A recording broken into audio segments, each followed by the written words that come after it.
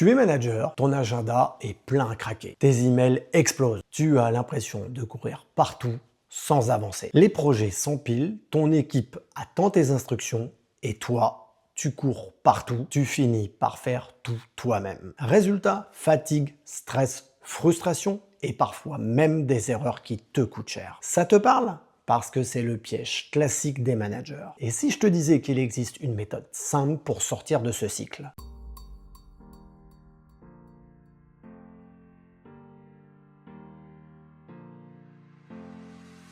Aujourd'hui, je vais fusionner les deux enseignements de deux experts sur la délégation que sont Hassan Osman et Brian Tracy. L'objectif, t'apprendre à déléguer correctement, superviser intelligemment et transformer ton équipe en moteur de performance. Imagine un projet urgent. Tu veux tout contrôler. Tu passes tes journées à vérifier, contrôler, refaire et ton équipe attend tes instructions. Le stress monte, le projet stagne et la motivation chute. C'est le classique cercle vicieux. Plus tu contrôles, plus ça bloque. Alors le premier point, libère ton temps pour la stratégie et les décisions qui te sont importantes. Responsabilise ton équipe et développe ses compétences. Et enfin, réduis le stress et élimine les goulots d'étranglement. Petite anecdote sur un point de vente, j'ai vu un manager qui essayait de tout gérer. Les devis, les commandes clients, les commandes fournisseurs. Et parfois, avec toute cette surcharge, le point de vente s'est retrouvé avec des ruptures, des oublis de commandes, et j'en passe. La solution ? Déléguer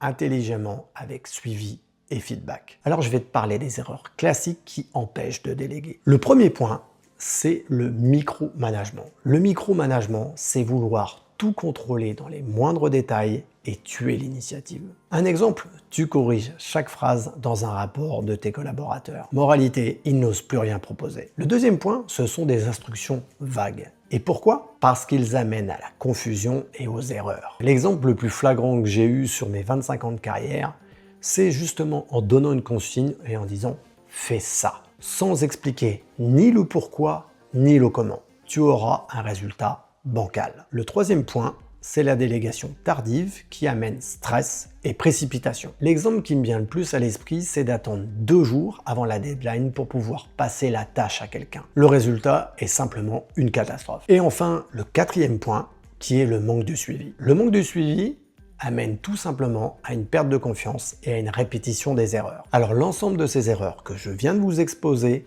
crée frustration, surcharge et stagnation. Et verdict, elle tue la motivation de ton équipe. Alors pour remédier effectivement à tout cela, quels sont les 7 points clés pour pouvoir déléguer efficacement ? Le premier point, el numero uno, c'est de choisir la bonne tâche à déléguer. Alors, un exemple pour pouvoir illustrer ce propos, toutes les tâches répétitives, les préparations, les analyses sont celles que vous devez pouvoir déléguer. Et à l'inverse, vous ne devez pas déléguer toutes les décisions stratégiques ou la vision globale. Le deuxième point, c'est de pouvoir choisir la bonne personne à qui déléguer. Alors, quels sont les critères pour pouvoir bien déléguer ? Vous avez la compétence, la motivation et la confiance. Et j'ai envie de vous partager une astuce pour choisir la bonne personne. Si jamais vous décidez de porter votre décision vers un collaborateur junior, mais qui n'est pas autonome, pensez surtout à faire un suivi rapproché. Le troisième point, c'est de pouvoir clarifier les attentes et les objectifs. Vous devez avoir un objectif clair, des délais précis et des critères de réussite. C'est comme donner une carte et une boussole, pas juste la carte. Alors, petite anecdote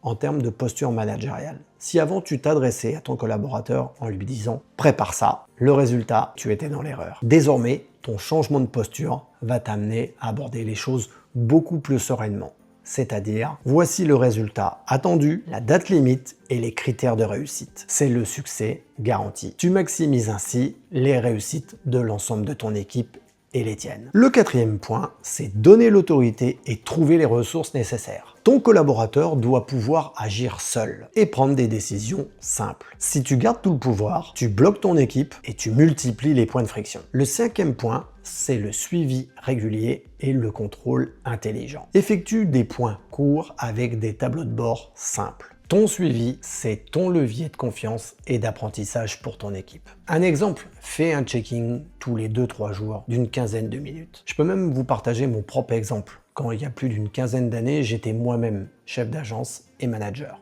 J'avais pour habitude tous les jours d'aller voir mes équipes et de leur poser 3 questions.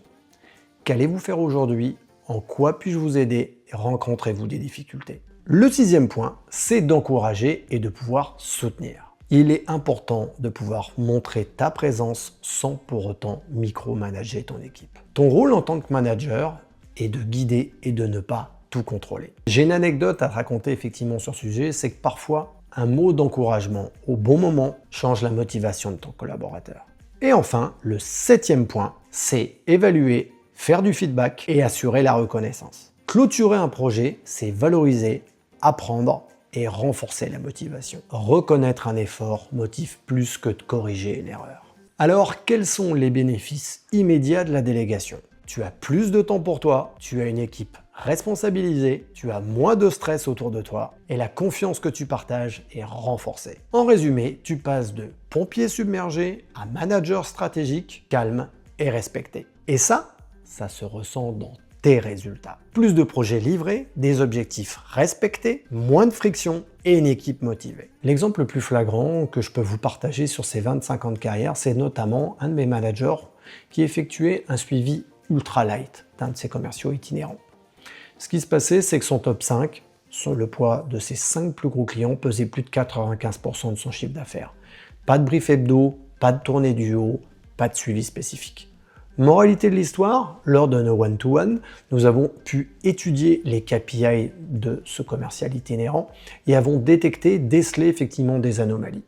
J'ai demandé à mon chef d'agence de pouvoir modifier sa posture managériale et de rentrer dans un niveau de détail d'accompagnement et de suivi.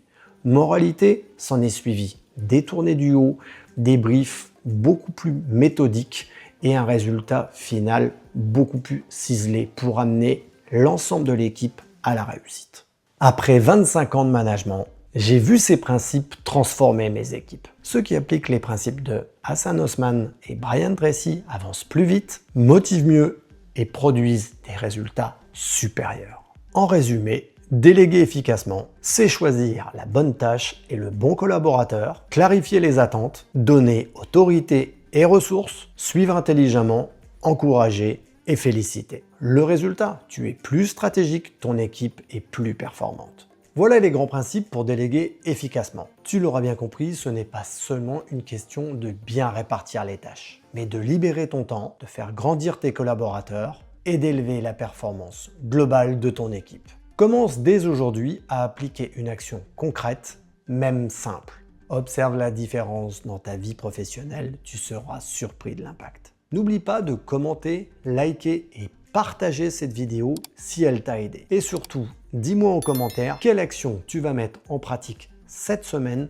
pour mieux déléguer. Merci d'avoir regardé cette vidéo et surtout, n'oublie pas, avance toujours vers le meilleur.